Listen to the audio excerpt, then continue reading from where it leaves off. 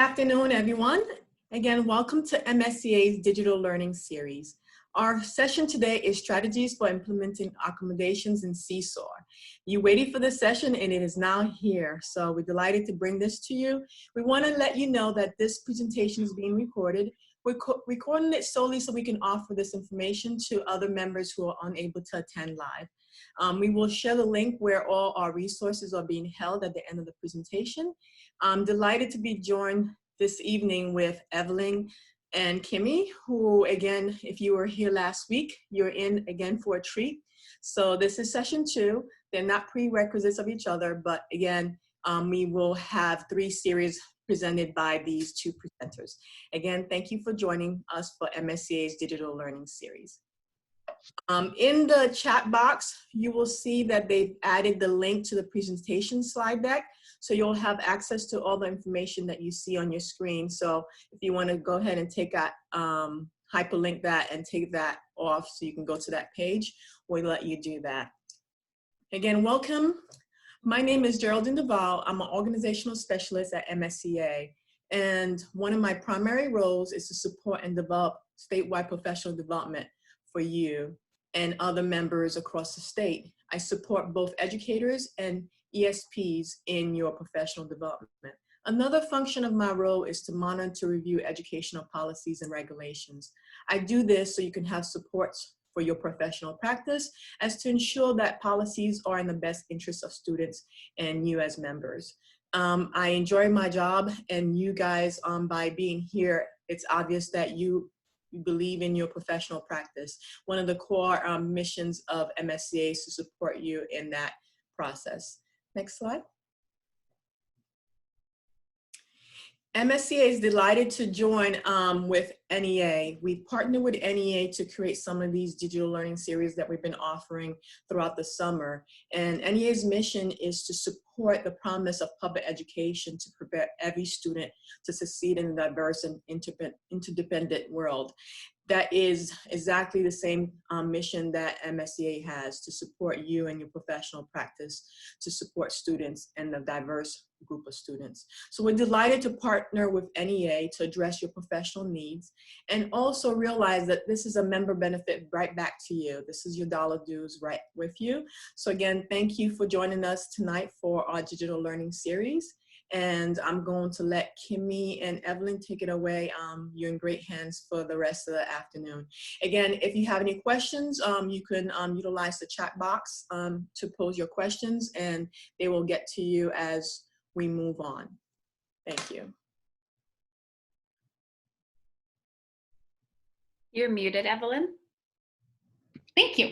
Welcome to Providing Accommodations and Scaffolds. And today we will be focusing on how to support students with IEPs, language learners, and older students with developing literacy skills using Seesaw. My name is Evelyn Doherty. I am currently a 6th, 7th, and 8th grade EL teacher working with language learners in Ann Arbor, Michigan. However, in the past, I've also taught 5th grade, middle school social studies, and ESL in the high school level. Over the past few months, my role has really transformed from becoming solely an EL teacher to providing hands-on support for teachers over the closure and how to use technology to support all learners.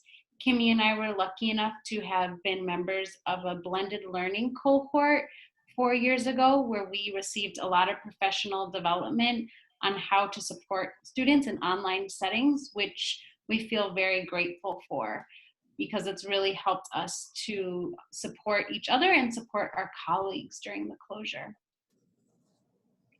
My name is Kimmy Conrad. Last year I taught 5th grade at Cherry Street Intermediate School in Kalkaska, Michigan. It's a very rural school district, so moving to remote learning provided a lot of interesting challenges with making sure that we were reaching all students in an equitable way. As I mentioned last week, if you were here, I'm a recent transplant to Maryland, so I just moved to Baltimore, and I'm excited to be looking for a new school here. So we'll start today by reviewing what we mean by supports, and we'll go through this really quickly, but this is available for you in the slide deck to look back on. When we're talking about providing supports, we're talking about providing accommodations. And when we talk about accommodations, we're changing how students access instruction. So we're making the instruction more accessible, but we are not changing what students learn. That would be a modification. So we might change the way that students access information, but not what students are ultimately learning. Again, when we use the word supports or accommodations, we're talking about accommodations like you might typically see in an IEP. We're talking about scaffolds that support all learners to reach your learning target.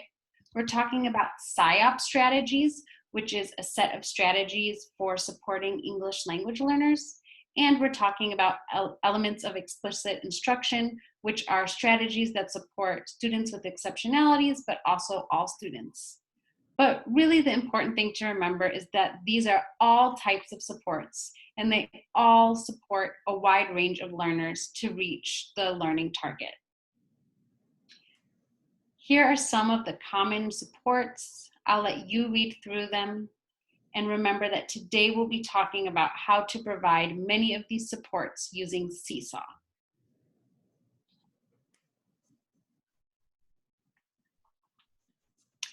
We'll start by talking about what is Seesaw. So Seesaw is a learning management system, which you've probably heard referred to as an LMS. This is what Seesaw looks like from a student view. Seesaw has two big features. The first is that it can organize student work by assigning work, collecting work, and creating student work portfolios. Seesaw can also help you communicate with students by posting class announcements, giving feedback to students in a variety of ways, and connecting with families.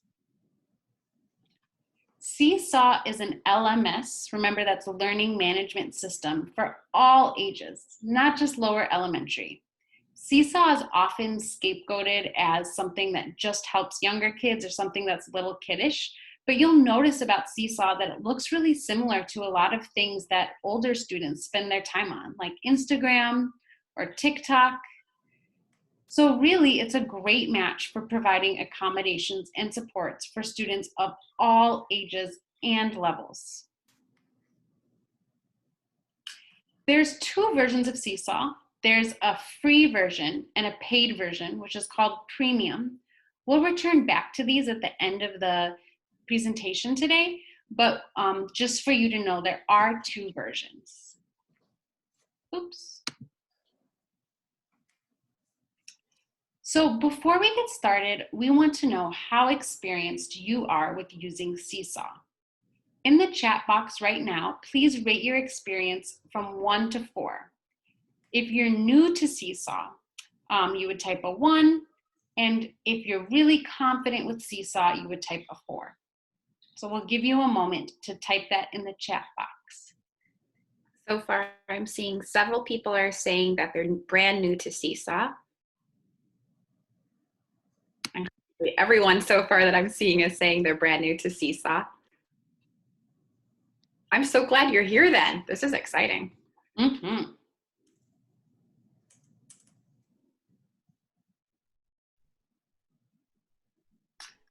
Great. So that's really going to help us tailor this presentation.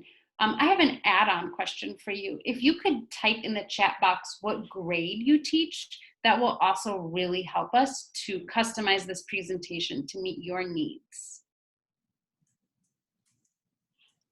Okay, we've got 8th grade, 4th grade, ESOL 9 through 10.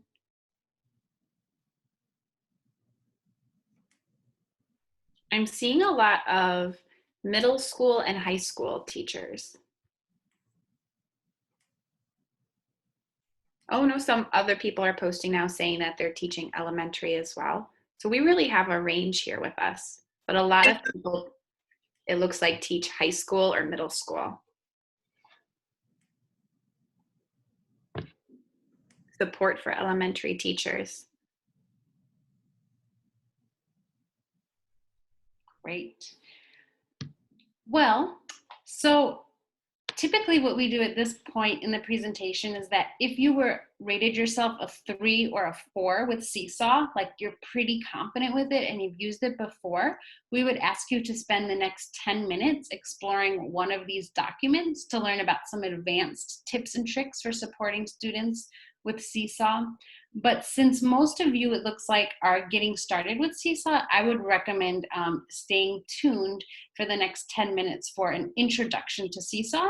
But if for some reason you missed the chat box, please feel free to open the slides and to check out these additional supports. I'm going to put the link to this specific slide. This is slide 16 in the doc in our chat box, just in case you wanted to access that at this time. But otherwise, stay with us. We're going to be talking about how to get started in Seesaw.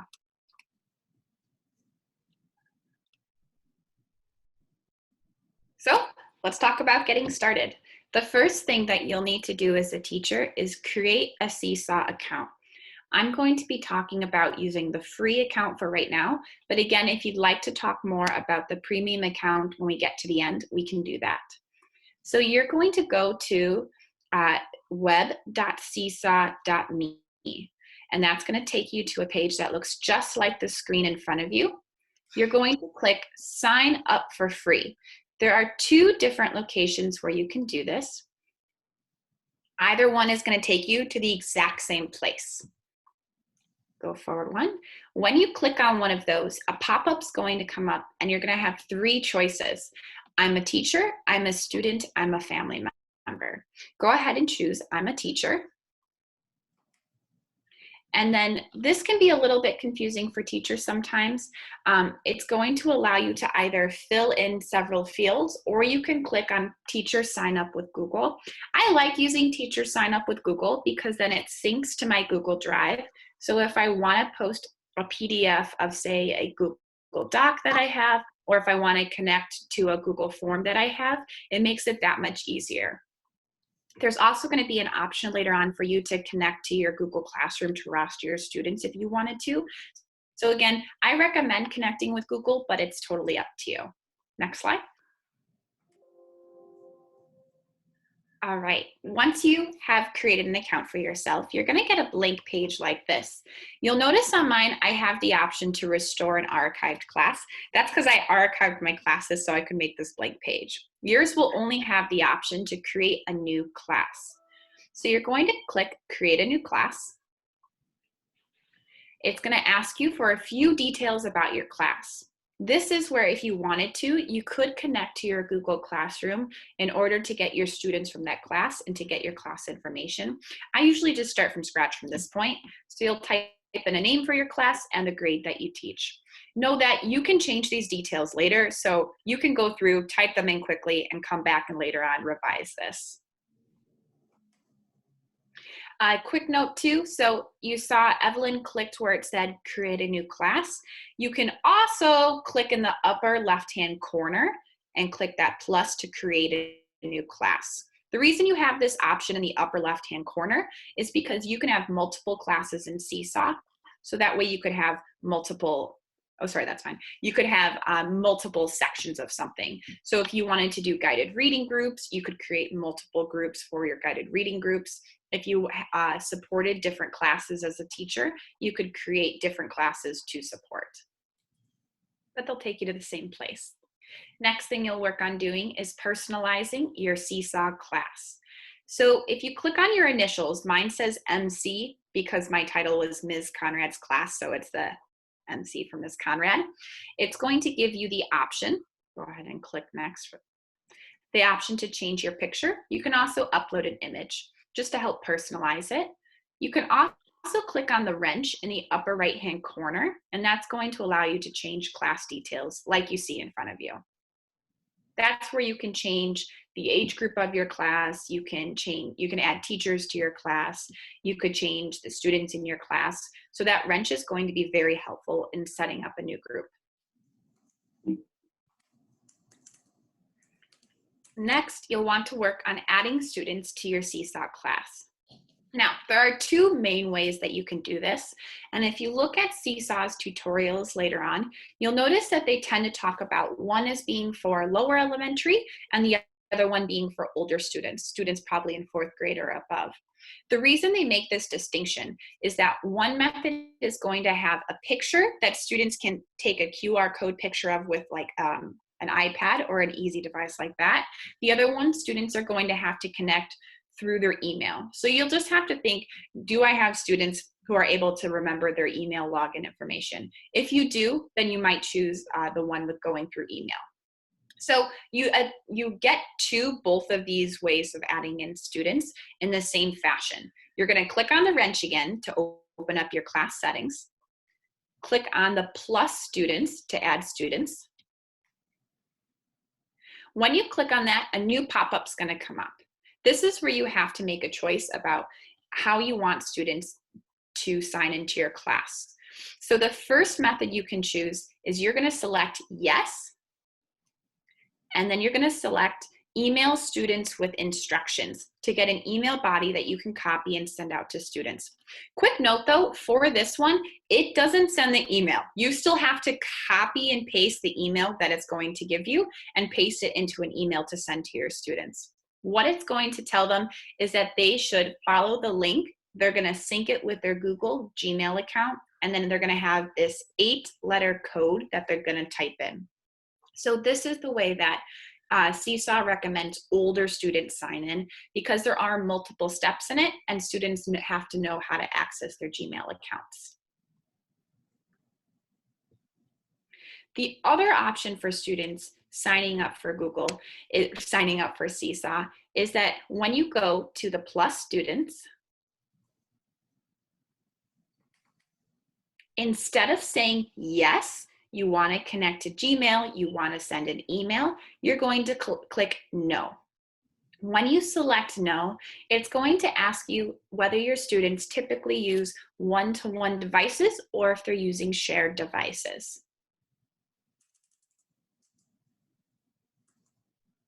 From there, you'll have the option to add students.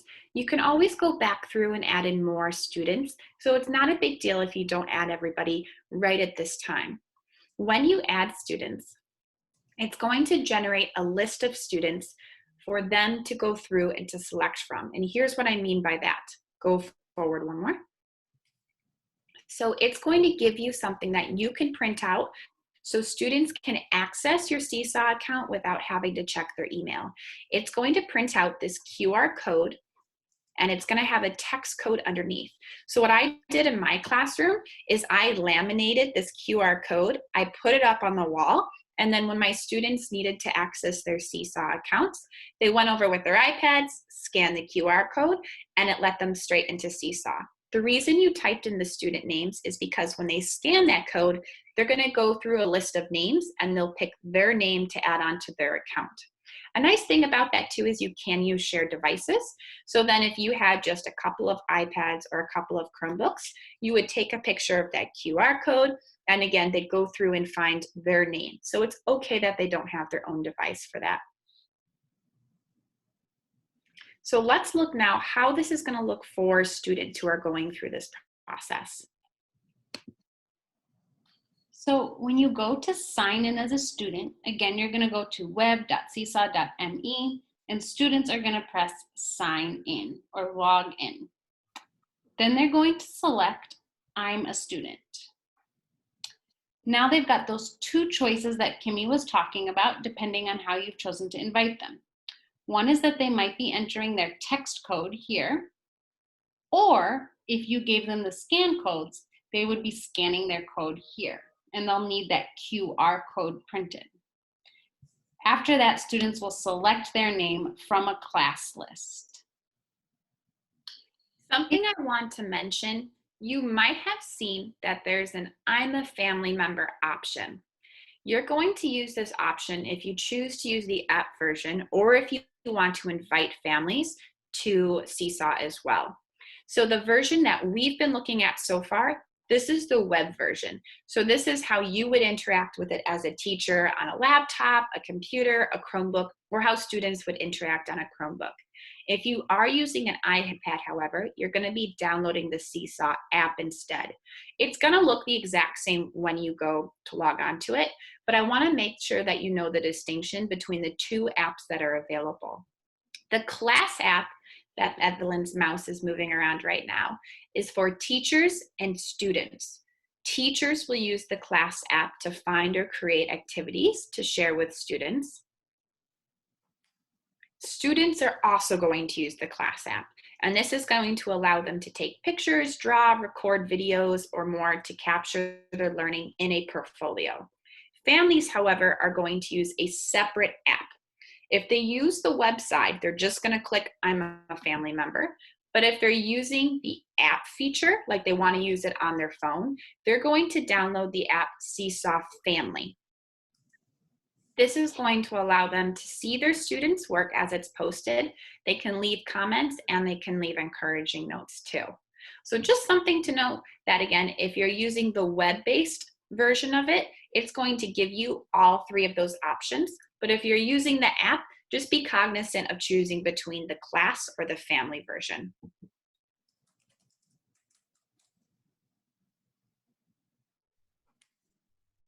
So what questions about creating an account, creating a class, or adding students do you have for us so far? You can type into the chat box, or if you prefer to unmute, you can do that as well.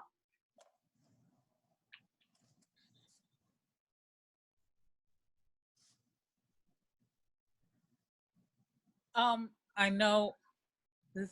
Will we be able to contact you guys afterwards? Because I know I probably will have questions once I actually start doing things, and that's when I suddenly realized that I didn't ask the question that I really had. Okay. That happens to me all the time too. You just don't know what questions you have until you get like into the device. Yeah, we have our email addresses at the end of this slide deck. We can also type them into the chat box at the end, and feel free to reach out to us to help, and we're happy to help you answer questions. We'll also be back next week, Wednesday, to talk about Google Classroom. But what we found is that at the end of that presentation, it's really nice to get into some of the nitty-gritty to talk about the differences between Seesaw and Google Classroom. So that might also be a good time too to talk about questions. But yeah, feel free to email us. We'd love to talk more about it. I'll be there Wednesday. You have a week to put it into work and then take action. Thank you. Do we have any other questions?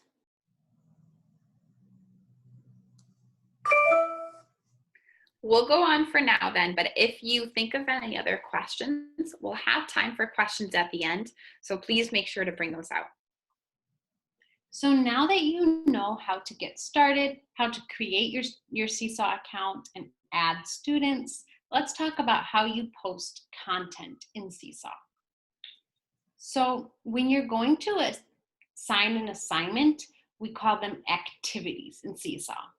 And to assign an activity, you're going to click on the green plus sign, and then you can select an activity. You can choose to post student work, assign an activity, or send an announcement.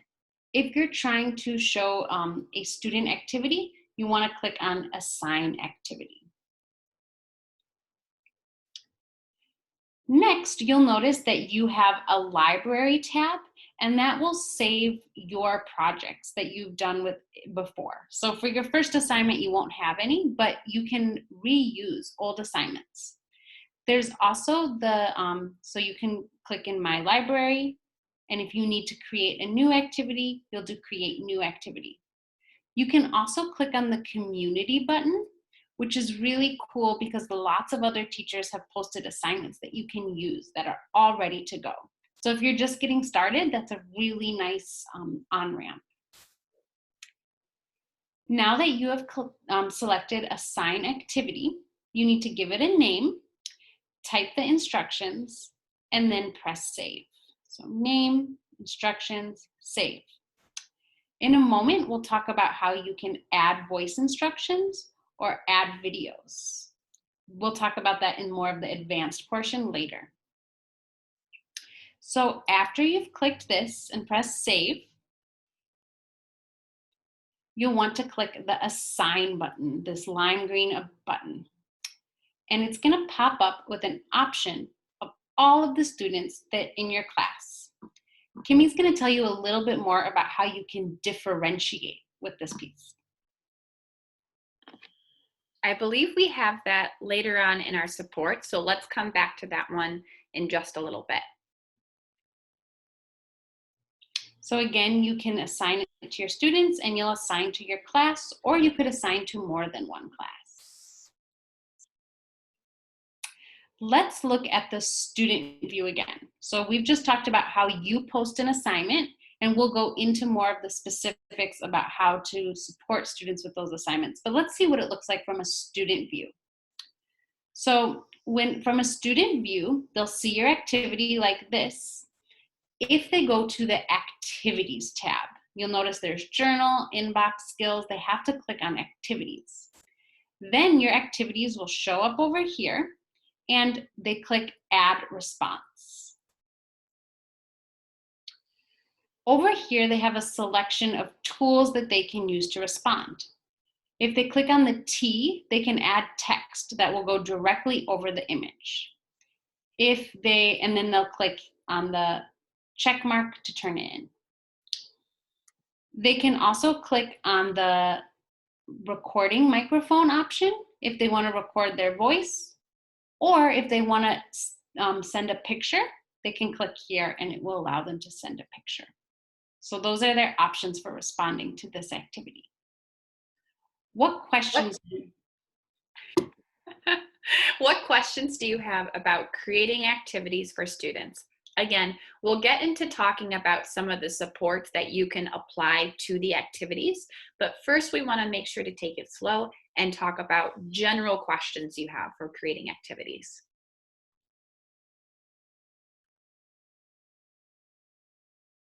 Hi, so my question is, I didn't really see like how you are actually creating the assignment, like how you're adding the picture, like for what you just showed here, how you're adding the pictures and the different things that you can do. So we'll go into that piece in just a moment. We'll show you on here, and then we'll talk about it in a bit more detail. So on Evelyn's screen that you see right now, if you click on Add Multimedia Instructions or Example, it's going to give you several different options for the multimedia instructions and the multimedia examples. And one of them is going to be to add a picture from your computer. Another one's going to be to take a picture with your device. So that's how you would add in pictures to it. Students will have the same option. So if they click on adding on the camera picture, they'll be able to add a picture from their device, and they'll also be able to take a picture with their device. Thank you. So here are some, let's move on to how to actually create the robust assignments, because I feel like you guys are ready for that now. I want to let you know that on this slide, which you have access to if you need to revisit any of the basics, there's lots of great tutorials here from Seesaw that you can use for support. So let's move into talking about Seesaw's built-in supports. I love Seesaw, and the reason I really like Seesaw is because unlike some of the other learning management systems, this has a lot of built-in supports just as part of the platform. So it's really easy, as Evelyn said, to add in voice directions, to add in pictures, because all you have to do is click a button to add those things. Previously, before using Seesaw, I didn't always record myself reading directions, but then when I started using Seesaw, because there's a button for it, it just became second nature to always make sure that I'm including those voice instructions with it. So the things we're going to talk about that are included in Seesaw are reading aloud text, examples, and directions, providing video examples, embedding visuals, allowing students to respond verbally, allowing students to respond using paper pencil, and differentiating assignments to different groups of students. Now, you could easily find all of these yourself too as you go through and play around with using Seesaw, but I think it's so important for us to note as educators, the different sorts of accommodations that we're providing to our students all the time. Because when you have to sit down and fill out different supports that you're providing on an IEP or to an EL student, it's going to ask you what kind of supports you're providing for that student. So if you're using Seesaw, you know, oh, well, already I'm reading directions aloud, I'm providing visuals, I'm allowing students to respond using multiple mediums. So this is a way for you to notice and name those different supports that you're providing for your students. All right, so first thing we're going to talk about is reading aloud text, examples, and directions. Evelyn will talk about that one for us.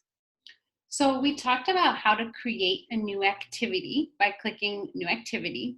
And once you've named your activity and typed the student instructions, you can click on Add Voice Instructions. And oh my goodness, I don't know why my slides keep doing that. And something I put links onto all of them. That's great. That'll be really helpful for people in the future. But so when you click Add Voice Instructions, you can record your voice reading aloud the student instructions. Some notes about this. When you are reading aloud the instructions,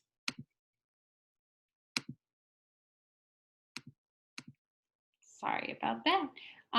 Type the directions first and then record yourself reading the directions aloud.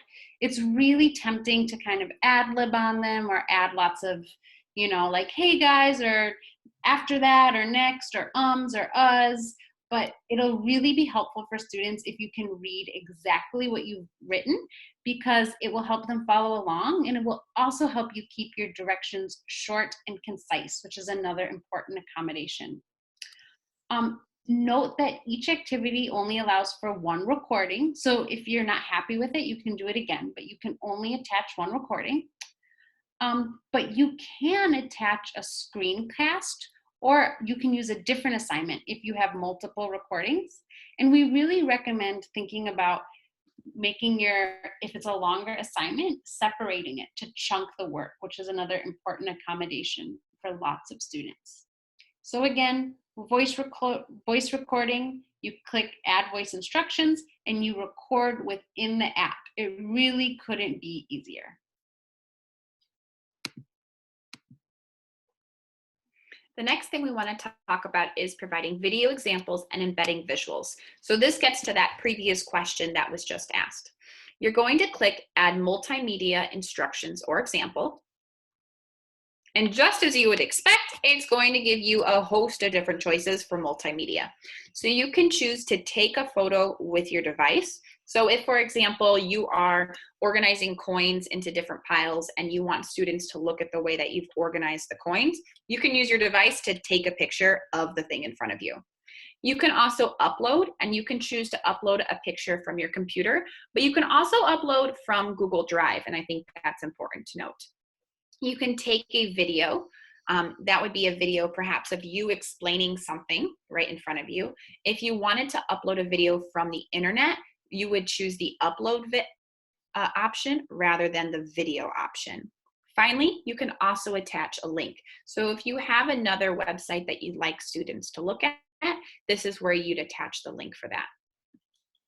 Kimmy, I was actually wondering, when it allows you to take a video, will that only include a video of you talking, or could you also have a video of your screen, so like a screencast? You can't do a video of a screencast, unfortunately. I know, I wish it had that feature. So if I wanted to include a screencast, what I would do is I would separately record my screencast, and then I would either attach it as a link or I would attach it as an upload. So you have to do that one outside of the platform. D-Simple, was that your question that you were asking?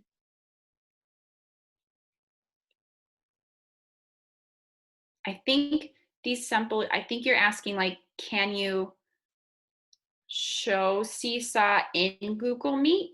If that's your question, then yes, because you could share your screen. But as Evelyn just mentioned, if you wanted to be able to use the video button in order to show your screen, that one won't work. That one you would have to record separately and then attach it. I think we will have time though at the end to show you how to do that, and it's actually pretty simple, I promise. So some tips we have for you about adding videos and visuals are, I'm sorry, I'm going to take those links out. So first, I would say consider the learning target. What visuals or video will help to support the instruction? The reason I say this as a pro tip is because as teachers, I think we always want to make sure that our instruction is as engaging as possible. So I know I fall into the trap sometimes of wanting to include extra pictures just to have pictures to try to hook my students' attention. But unfortunately, in an environment where you're not physically there to help your students focus in on what is most important, some of those extra things can become distracting for students, especially extra videos, because then they feel like it's more work that they have to go through all those videos. So use it when it's helpful for students, but if it's not helping you to teach your learning target, then don't worry about including those extras. In particular, that's going to be so helpful for language learners. If you have a student who's a very new language learner, if you include a cute picture that makes the assignment more engaging, it might really confuse that student because they'll think that that's what your assignment is about.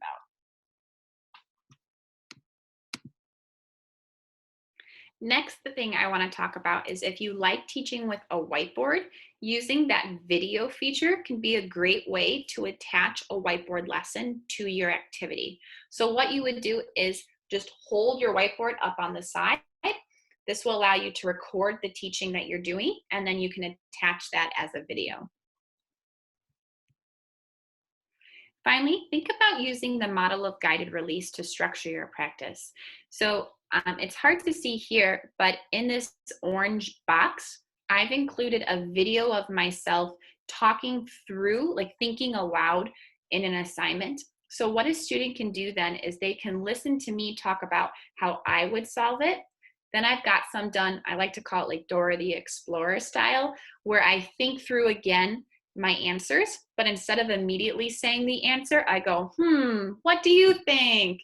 And give my students time to think of the answer themselves. And then the you do section would be when students are responding to this activity. So just thinking about how can you strategically add some space and add thinking out loud into your videos to help students practice those skills with you before they have to do them independently. We had a question in the chat box about recommendations for apps that you can add on to Google Classroom to add some of these great accommodations like voice recording. We will touch on that at the end of today. But in particular, I think next Wednesday's session will be really helpful for you because we'll talk about some apps that you can integrate into Google Classroom. But it is really worth noting that it's much more difficult in Google Classroom. You can do it, but from the teacher side, it's more work.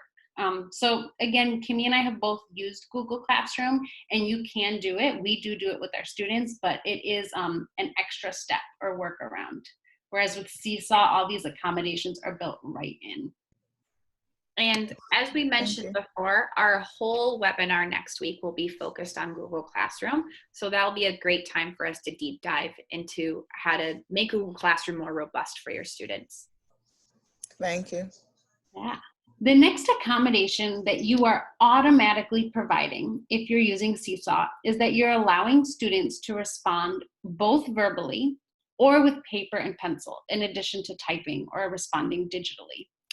So for example, here's the example assignment we showed you earlier, where Kimmy took a picture and then added a sentence stem, asking students to reflect on what was different between the images. So students can respond orally by clicking on this microphone button, and then they can just say their answer out loud, and on the teacher end, you can listen to it. So without having to do any extra work, you've already provided one accommodation for students. The other option is students could respond using paper pencil. So if you have a student who struggles to articulate their thoughts orally, but is a strong writer, but not necessarily a strong typer, they can click on photo, and they can take a photo with their iPad or tablet, or even with your Chromebook. The video icon will show up, and they can hold up their paper and it will take a picture. Or they can upload an image from their desktop or from their desktop. So again, these are 2 accommodations that without having to do anything, you are automatically providing every single time in Seesaw. Here's some pro tips. First of all, the first pro tip is create a sample student to demonstrate exemplars. So you can actually create a student that's a sample student or kind of a fake student, and you can create a response that other students can see as like a mentor text or an exemplar. It's so helpful for kids to take pictures of handwritten work, especially if they're using cell phones. And students can type on top of their handwritten assignment pictures as well. So say a student chose to upload a picture that they drew, they could add it and then use that text button to write on top of it.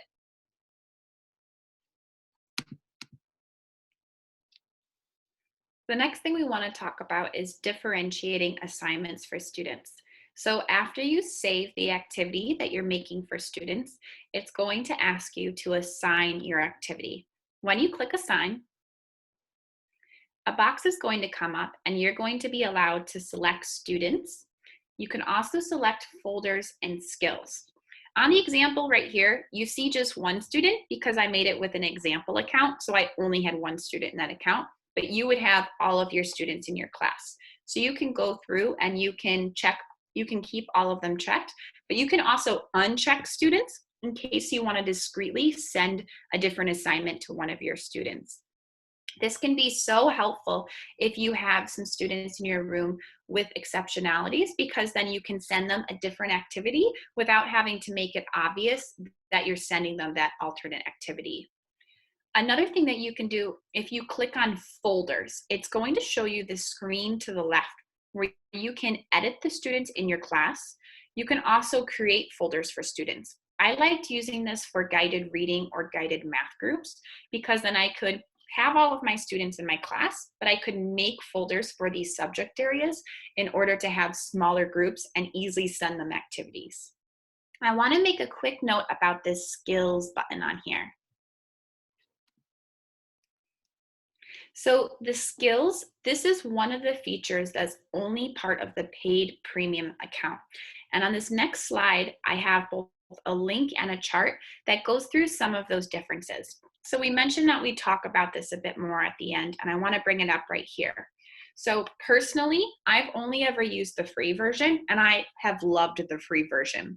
I think that there's enough substance in it that it's still a worthwhile tech tool for teachers to use, especially because it's free. There are some differences though, and from teachers I've talked to who are using the premium version, they've really enjoyed some of these premium features. And so I think the biggest thing they say to me is that when a student is submitting an assignment, they have a couple of options where they can send it to you, but they can also keep it as a draft. When you receive assignments from students, you have the option of saying, yes, this is a great assignment, providing feedback, sending it back to them, but you can also send it back to them as a draft to use. So instead of accepting work that you think is maybe not a student's best piece of work, you can send it back to them as this draft version. They'll get an alert saying that they have to go back to the assignment, and then you can include a recording or some written feedback to them, telling them what they should look at again. I think this is such a cool feature because in Google Classroom, you can send work back to students, but it doesn't give them an alert. It doesn't force them to go back and to complete the assignment, versus in this paid feature of Seesaw, it is going to continue to show up on their screen. They're going to have to complete that assignment again. And you can keep doing this as many times as you want. A couple other things to note too is you can have more teachers in a classroom if it's this paid version. So if you have a lot of resource teachers who want to be on the same class, using the premium version would be the way to do that. You can also have more classes for yourself using the premium version. Again, I've never used the premium version and I still love Seesaw, but talking to some teachers recently who were able to get the premium version, they did like some of these added benefits.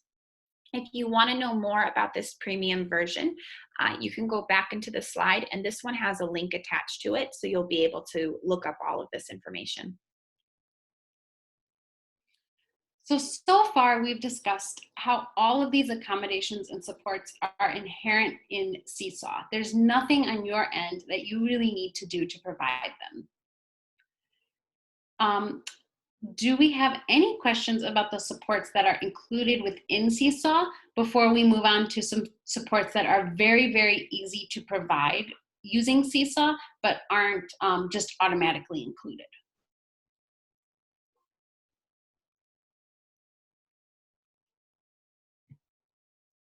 Okay, well, if you come up with any questions, please do put them in the chat box. So let's talk now about some different supports that, like Evelyn said, are easy to add into Seesaw, but are going to be an extra step.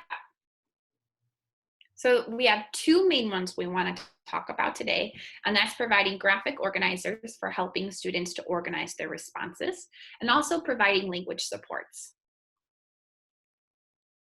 So if you want to add a graphic organizer, when you're creating a new activity, remember, you're adding the name of the activity, instructions, you can add your voice instructions, you can take pictures and video. You can also add a template for student responses.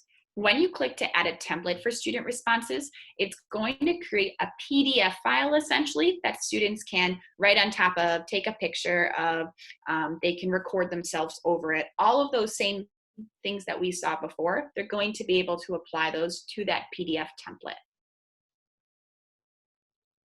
Some pro tips we have for graphic organizers are that it's really easy for you to search Google for these blank graphic organizers so that you're not having to create them yourself in Seesaw. You can create them yourself in Seesaw. There's a drawing tool, so like for a Venn diagram, I could go through and I could draw the Venn diagram circles. However, I am not good at drawing perfect circles using a stylus tool or using my finger on a touchpad. So I find it's a little bit neater looking if I upload my own graphic organizer. So I can search Google, just blank graphic organizer, and you can see on here in orange, these are all different things that came up. I could upload these. Seesaw also allows you to use other teachers' material if they've allowed you access to it. So I could choose another activity that a previous teacher's used and use that same graphic organizer in my own. You can also, as I mentioned, create new organizers specific to your activities. Rather than doing it with my finger and drawing it out though, what I would prefer to do personally is create it in Google Docs, Google Slides, Google Drawing, and then upload that onto Seesaw. I would use that same button. I would still use the add template, and it's going to create a PDF that students, they can't move it around, but they're going to be able to write on top of. We've included some links here that you can explore on your own time with some graphic organizer templates, but like we mentioned, it's so easy to find those on Google or within Seesaw. The next one we want to talk about is providing language supports. So you would use that same button again, add template for student responses. And when you click that, you're going to be able to look through different materials that you have. So you'll be able to add a file, take a picture, all those same things, but you're going to be able to create something for students to write on top of. So in this one example that you saw that I had up before, you'll see that I added a sentence stem here. How I would use this is I could have students write, like type their sentence onto it using my sentence stem to help them type it, but they could also use it for speaking. So when they record themselves, they'll read, this image is different because it, and they'll add on the rest of theirs, then go on. Unlike the other three that, so that can be a really powerful tool for you to use if you have ELs in your room, because you're helping to teach the syntax of our language and you're providing those sentence stems. Here's another example of a way that you could provide language supports. This is just an activity that I found online on Google, but it'd be easy for me to take a screenshot and include a picture of this, and students would go through and use the text box feature or the write-on feature and fill in these blanks. You could use different kinds of supports though too. The reason I really wanted to show you this one is you can see it includes a word box on the side. So that's a really easy support you can provide your students, is including a word box so they know what their options are for different words. So when we talk about language supports, sentence stems or sentence starters, word banks, fill in the blank templates, those are all great ways to support language learners. So we've got about 7 minutes left, and we wanted to ask you any questions you have about supports or really anything about Seesaw that we might be able to help you with. We did have one question in our chat box. It's for Google Classroom. It's laborious to have to type sometime long messages when work is sent back. Having the voice recording feature would be so helpful. You are so right. I completely agree. I used Google Classroom this last spring with my students, and I spent so long, I felt like, providing feedback to my students that they didn't always necessarily read or take into account. I really love being able to record it because I think not only is that quicker for you to do, but it's more personal for your students. They want to hear your voice. So that's a very quick way for you to connect with students, let them know that you're paying attention to their work, and take some of the time off your plate too.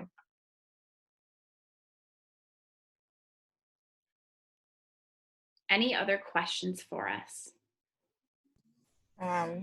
Will the county eventually make Seesaw free for all teachers, like they did with Castify, Screencastify?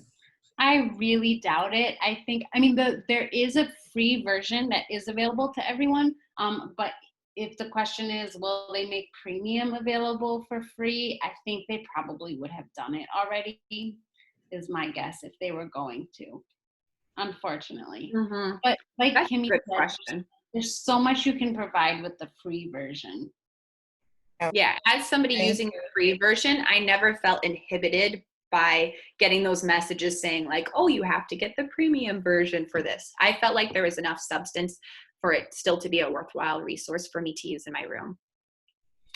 One recommendation would be to also speak with your department chairs. Sometimes they have additional funds where they can add to the program. So if that's something like a whole department would use and they have these funds, a way to get the school to support your effort in that. Okay, thank you. One clarification Kimmy and I did want to make, and we are really sorry for any confusion we might have caused, but last week when we spoke with you, we told you that it was possible within Csoc to create a copy of a Google Doc for each student, and we just wanted to clarify what we meant by that. Don't know if that was this group. Oh, okay. But I think it's a really good point to make if you want to make it. Yeah, so I think it is important to know the only thing that's better about Google Classroom is this feature to automatically create a copy of a Google document for every student. Within Seesaw, when you create a copy of a Google document for every student, what it does is it takes a picture of your Google document, which is still very clear, and then students can type on top of that, but it's not like they're actually within the living, breathing Google document like they would be in Google Classroom.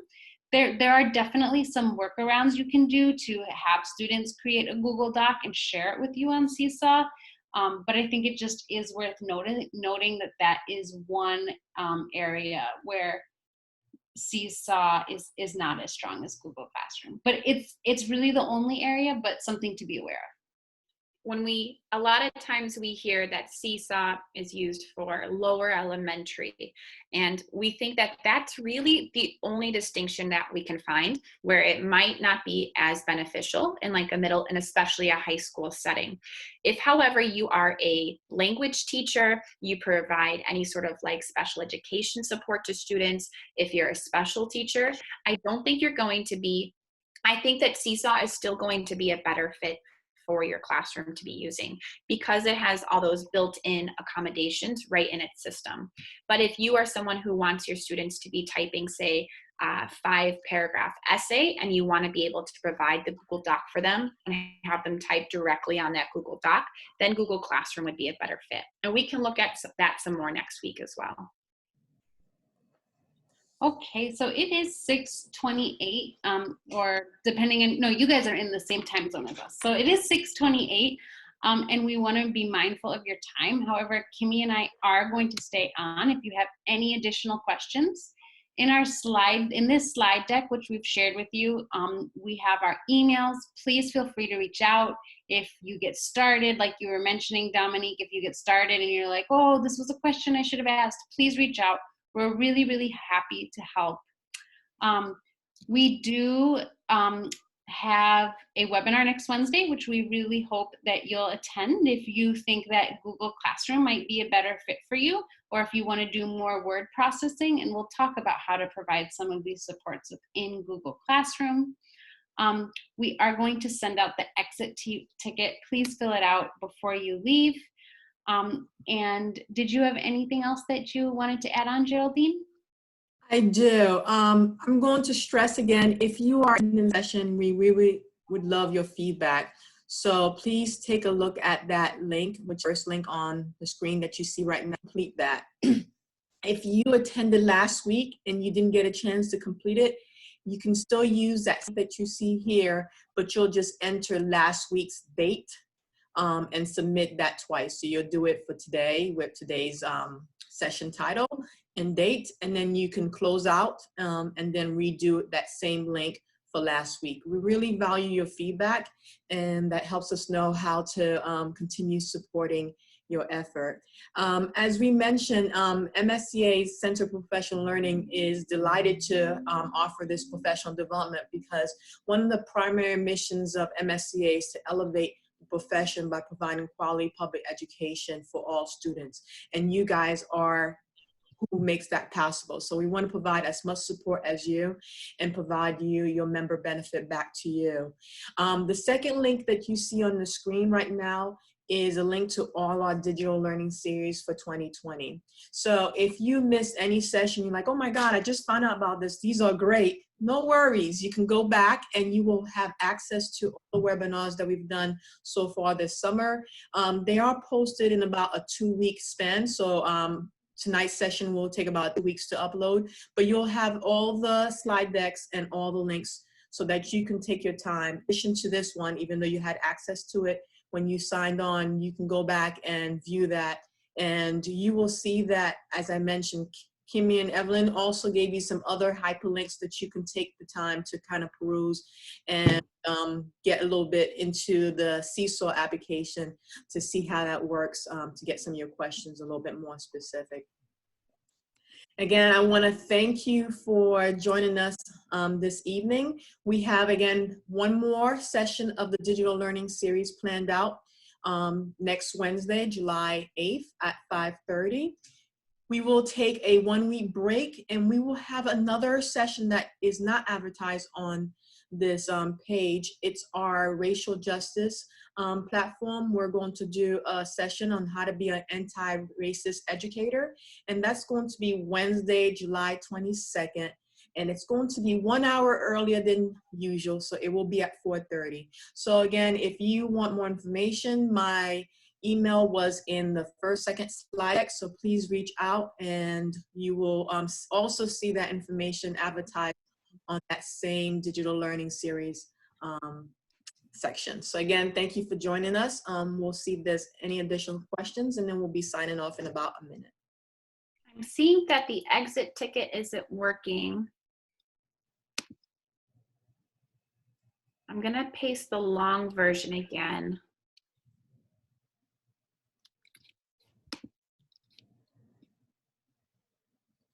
The same. It's coming up on mine. Evelyn, would you mind trying that one too?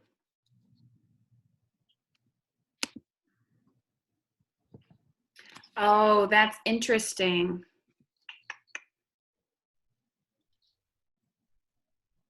I don't know a good workaround for that one. So they use the same form for each week, And they must have put a limit on the number of times you could complete it. I can fix that right now if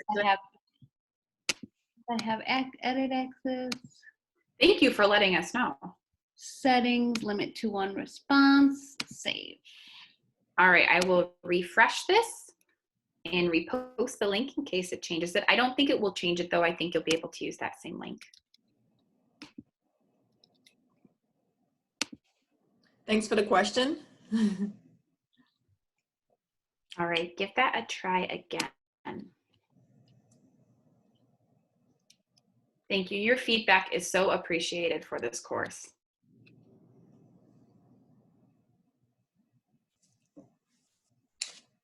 Again, thank you for joining us this evening for MSCA's Digital Learning Series. We hope you will join us next week for our next session, again, which will concentrate mainly on Google Classroom. So again, please register with the link, or you can go again to that second link that you see on your screen to find the registration page for that webinar. Thanks again, and thank you for being a member of MSCA. Good night.